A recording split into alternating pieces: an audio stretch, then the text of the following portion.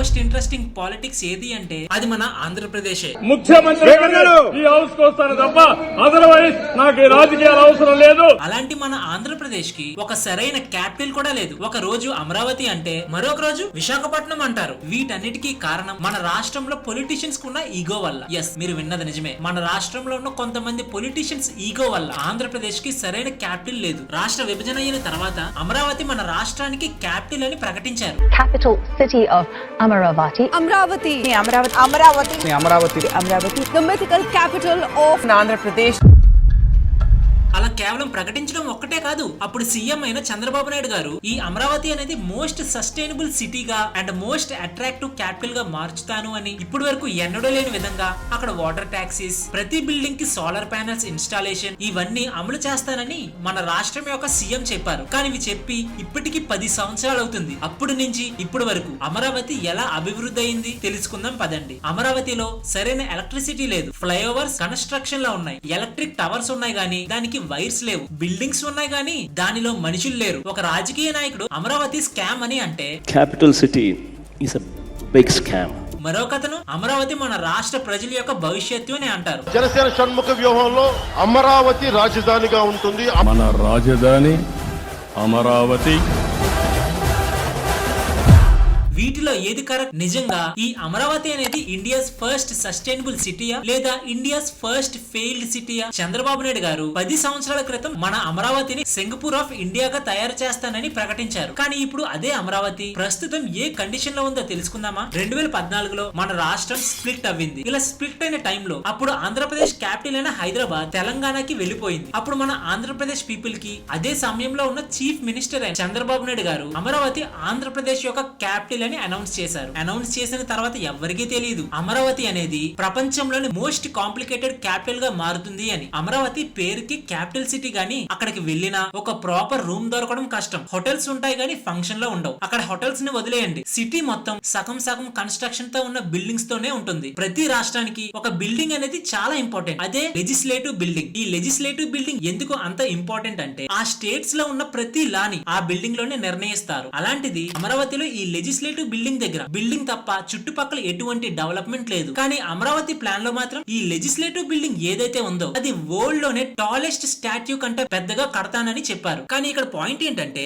అమరావతికి వెళ్లి ఈ లెజిస్లేటివ్ బిల్డింగ్ ని చూసారంటే వాళ్ళు చెప్పిన దానికి అక్కడ కట్టిన దానికి ఏ మాత్రం సంబంధం ఉండదు. అసలు ఆంధ్రప్రదేశ్ స్ప్లిట్ అయిన తర్వాత మన ఆంధ్రప్రదేశ్ లోని ఆల్రెడీ డెవలప్డ్ సిటీస్ ఉన్నా కూడా పర్టికులర్ గా ఈ అమరావతిని ఎందుకు క్యాపిటల్ గా ఎంచుకున్నారు అని మీకు ఎప్పుడైనా డౌట్ వచ్చిందా? అమరావతిని క్యాపిటల్ సిటీగా మార్చడానికి ఒక్క వ్యక్తి కారణం, అతనే చంద్రబాబు నాయుడు. ఆంధ్రప్రదేశ్ స్ప్లిట్ అయిన తర్వాత అప్పుడు మన సీఎం అయిన చంద్రబాబు నాయుడు గారు చాలా ప్రదేశాలకు వెళ్లి మన క్యాపిటల్ అనేది గ్రీన్ ఫీల్డ్ క్యాపిటల్ సిటీగా ఉండాలి అని భావించారు. ఈ గ్రీన్ ఫీల్డ్ క్యాపిటల్ సిటీ అంటే ఒక ఎంటీ ల్యాండ్ ఎక్కడైతే ఉంటుందో అక్కడ పూర్తి డెవలప్మెంట్ చేసి ఆ ప్రదేశాన్ని క్యాపిటల్ గా మార్చడాన్నే గ్రీన్ ఫీల్డ్ క్యాపిటల్ సిటీ అని అంటారు. ఫ్రెండ్స్, ఈ అమరావతి గురించి మన రాష్ట్ర ప్రజలు అందరికీ తెలియాలి. సో ఈ వీడియోని మన ఫ్రెండ్స్ అండ్ ఫ్యామిలీ మెంబర్స్ కి ఖచ్చితంగా షేర్ చేయడం మర్చిపోకండి. అందుకే చంద్రబాబు నాయుడు గారు అమరావతిని క్యాపిటల్ సిటీగా చూస్ చేసుకున్నారు. తను చూస్ చేసుకోవడానికి 3 కారణాలు ఉన్నాయి. ఫస్ట్, మన ఆంధ్రప్రదేశ్ మొత్తానికి ఈ అమరావతి అనేది కరెక్ట్ గా సెంటర్ పార్ట్ లో ఉంటుంది. సెకండ్, ఈ అమరావతి అనేది 2 ఇంపార్టెంట్ అర్బన్ సెంటర్స్ మధ్యలో ఉంటుంది. ఒకవైపు విజయవాడ, మరొక వైపు Guntur. Third most important point, Amaravati పక్కనే ఒక ఇంపార్టెంట్ రివర్ అనేది ఉంది. అదే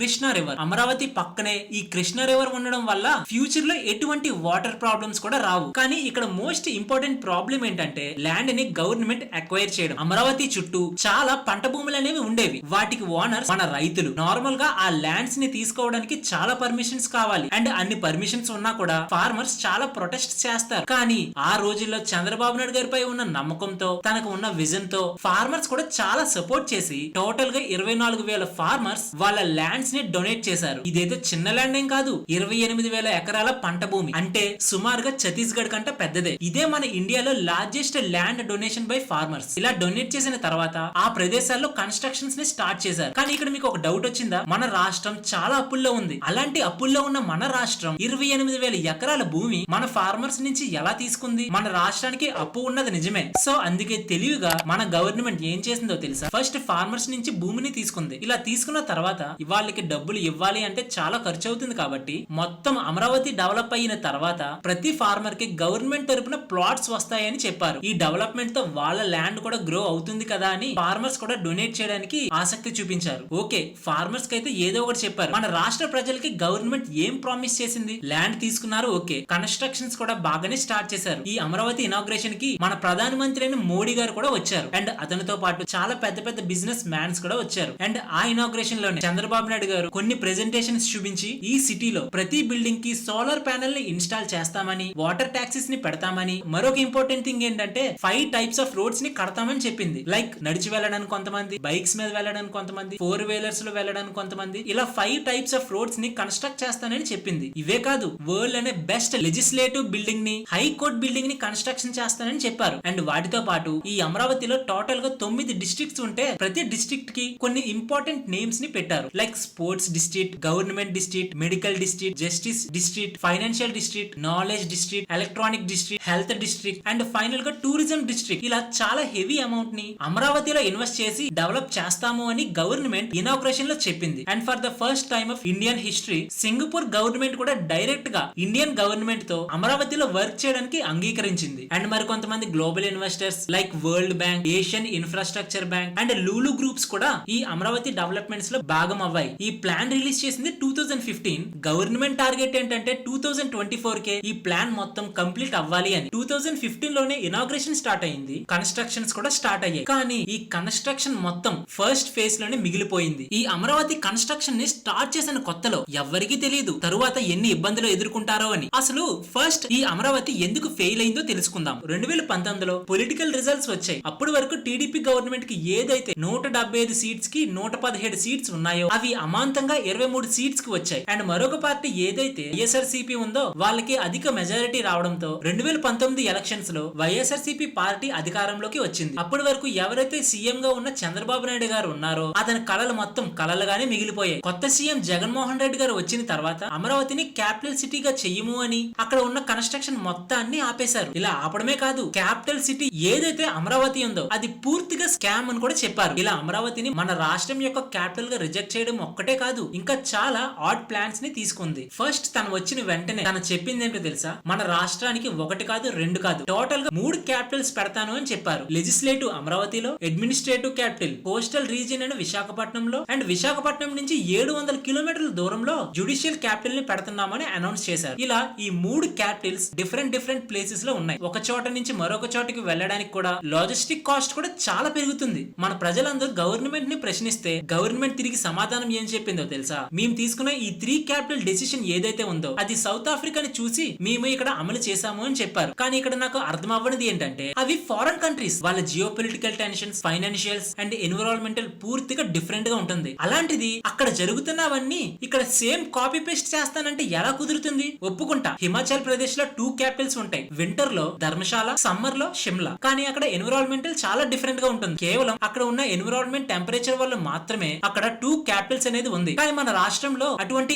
ఎక్స్ట్రీమ్ కండిషన్స్ ఏమీ లేవు కదా. మరి ఎందుకు మన రాష్ట్రానికి 3 క్యాపిటల్స్? వైఎస్ఆర్సీపీ ప్రభుత్వం రాంగ్ చేసింది అని చెప్పను, కానీ ఈ డెసిషన్ అనేది రాంగ్. అండ్ మరొకటి, అప్పటికే గవర్నమెంట్ అమరావతి దగ్గర ఎవరైతే రైతులు ఉంటారో ఆ రైతుల దగ్గర నుంచి ల్యాండ్స్ అనేది అక్వైర్ చేసుకున్నది. అది కూడా డబ్బులకి కాదు, కొన్ని కండిషన్స్ చెప్పి. అలాంటిది మరొక గవర్నమెంట్ వచ్చి 3 క్యాపిటల్స్ అని ప్రపోజల్ చేస్తే ఆ 3 సిటీస్ లో డెవలప్ చేయడానికి ల్యాండ్ ఎక్కడి నుంచి వస్తుంది? మన రాష్ట్రానికి అప్పటికే 3 లక్షల కోట్ల లోన్ అనేది ఉంది. అంటే సుమారుగా మన దేశంలో టాప్ హైయెస్ట్ అప్పులు ఉన్న రాష్ట్రాల్లో మన రాష్ట్రం కూడా ఒకటి. ఇన్ఫాక్ట్ గవర్నమెంట్ ఎంప్లాయీస్ కి సాలరీస్ కూడా చాలా డిలే అవ్వాయి. అలాంటి మన గవర్నమెంట్ 3 సిటీస్ లో ల్యాండ్స్ ని ఎలా అక్వైర్ చేద్దామని ఈ ప్రపోజల్ ని తీసుకొచ్చింది. సో ఈ టైం మొత్తంలో అమరావతిలో ఉన్న ప్రతి కన్స్ట్రక్షన్ ఆగిపోయింది. ఇప్పుడు మీరు చూస్తున్నది మన రాష్ట్రం యొక్క హైకోర్టు. ఇనాగ్రేషన్ లో మోడర్న్ హైకోర్టు ని బిల్డ్ చేస్తాను అని చెప్పారు. కానీ ప్రెసెంట్ మన గవర్నమెంట్ చెప్పిన దాంట్లో హాఫ్ బిల్డింగ్ కూడా లేదు. హెలిప్యాడ్ ఉంది, కానీ ఎయిర్పోర్ట్ కి వెళ్ళడానికి గంట జర్నీ. కేవలం గవర్నమెంట్ ఆఫీసర్స్ కే 44 ఫ్లోర్స్ గల అన్ని బిల్డింగ్స్ ఉన్నాయి, కానీ అవన్నీ ఎంటీగానే ఉన్నాయి. డ్రైనేజ్ పైప్స్ కూడా బయటనే ఉన్నాయి, ఎటువంటి కనెక్షన్ కూడా లేదు. మొన్నటి వరకు ఎవరైతే ఫారెన్ ఇన్వెస్టర్స్ అమరావతిలో ఇన్వెస్ట్ చేశారో వాళ్ళందరూ వెనక్కి వెళ్లిపోయారు. 20,000 ఫార్మర్స్ ఎవరైతే భూమిని ఇచ్చారో వాళ్ళందరూ ప్రొటెస్ట్ చేశారు. మన గవర్నమెంట్ పై నమ్మకం పోయింది, కానీ ఆ ఫార్మర్స్ కి వాళ్ళ మనీ వెనక్కి రాలేదు. టోటల్ గా